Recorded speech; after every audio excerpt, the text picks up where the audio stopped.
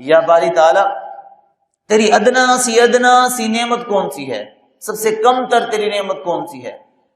تو اللہ تعالیٰ نے فرمایا کہ اے داؤد سانس لو۔ داؤد علیہ السلام نے سانس لیا، فرمایا یہ میری سب سے ادنا سی نعمت یہی ہے سانس۔ اگر یہ وہ ادنا سی نعمت ہے کہ جس پر پوری زندگی کا دار و مدار ہے کہ اگر یہ لے لوں تو زندگی ختم، یہ میری چھوٹی نعمت ہے۔ حدیث مبارکہ کے اندر ہے، نبی کریم صلی اللہ علیہ وسلم کے ارشاد ہے، کل قیامت کے دن ہر انسان کے 3 دفتر ہر انسان کے سامنے ہوں گے، 3 ریکارڈ انسان کے سامنے پیش کیے جائیں گے، ایک نیکیوں کا ریکارڈ، ایک گناہوں کا ریکارڈ اور ایک نعمتوں کا ریکارڈ۔ ایک نیکیوں کا دفتر ہوگا، ایک گناہوں کا دفتر ہوگا اور ایک نعمتوں کا دفتر ہوگا۔ نعمتوں کے دفتر میں سے ایک نعمت اللہ کے سامنے آئے گی اور کہے گی یا باری تعالی مجھے اس بندے سے حساب لینا ہے کہ اس نے میری قدر کی یا نہیں کی۔ تو اللہ فرمائیں گے کہ لے لو۔ اور وہ نعمت اس بندے سے مخاطب ہو کر کہے گی کہ ہاں بھائی میرا کوٹا پورا کرو۔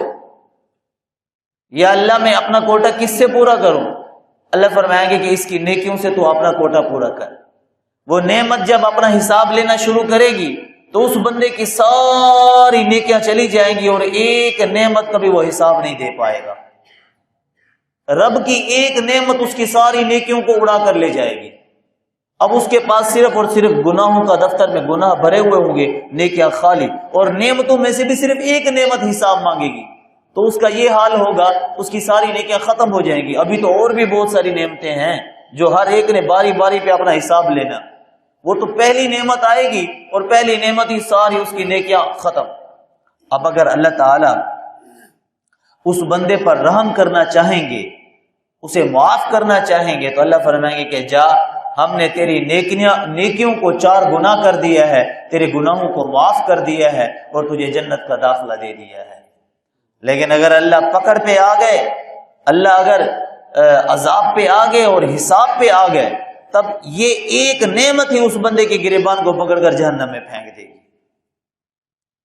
تو اس لیے اللہ تبارک و تعالی نے جو نعمتیں عطا کی ہیں اس کا شکر ادا کرنا چاہیے۔ شکر کی 2 قسمیں ہوتی ہیں، ایک تو ہے نا زبان سے شکر ادا کرنا، اور دوسرے نمبر پہ شکر ادا کیا جاتا ہے عمل کے ذریعے سے۔ زبان سے تو یہ شکر ہے کہ جو اللہ کی نعمتیں میسر ہوں اس پر کہے، اللہ کی تعریف کرے، اللہ کی حمد و ثنا کرے، زبان سے اللہ کی تعریف کرے، اپنے اعضاء سے اللہ کی عظمت کا اظہار کرے، یہ ہے زبانی کلامی شکر ادا کرنا۔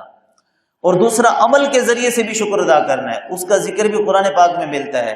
اللہ تعالیٰ حضرت داؤد علیہ السلام سے متعلق کہتے ہیں نا اعملوا آل داؤد شکرا، اے داؤد کے خاندان بطور شکریہ کے عمل کرو۔ معلوم ہوا عمل کے ذریعے سے بھی شکر ادا ہوتا ہے، نیک عمل کر کے، رب کی اطاعت کر کے، اس کے رسول کی اطاعت کر کے بھی شکریہ ادا، یہ ہوتا ہے عمل کے ذریعے سے۔ اچھے کام کرو، سمجھ لو کہ آپ شکر ادا کر رہے ہو، رب کی اطاعت کرو، سمجھ لو کہ آپ شکر ادا کر رہے ہو۔